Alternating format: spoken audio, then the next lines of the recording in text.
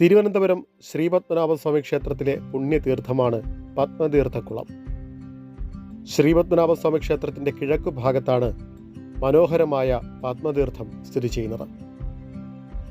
കേരളത്തിലെ ഏറ്റവും വലിയ ക്ഷേത്രക്കുളങ്ങളിലൊന്നാണ് പത്മതീർത്ഥം.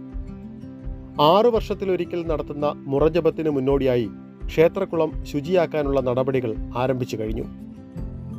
അടുത്തിടെ ക്ഷേത്രക്കുളത്തിലെ മത്സ്യങ്ങൾ ചത്തുപൊങ്ങുന്നത് പതിവായിരുന്നു. തുടർന്ന് ഫിഷറീസ് വകുപ്പ് കുളത്തിൽ പരിശോധന നടത്തി.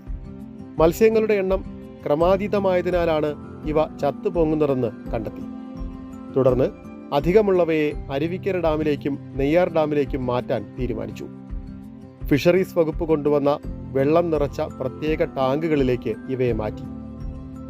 7 കൊല്ലം മുന്നെയാണ് ഇതിനു മുന്നേ പത്മതീർത്ഥം ശുചിയാക്കിയത്.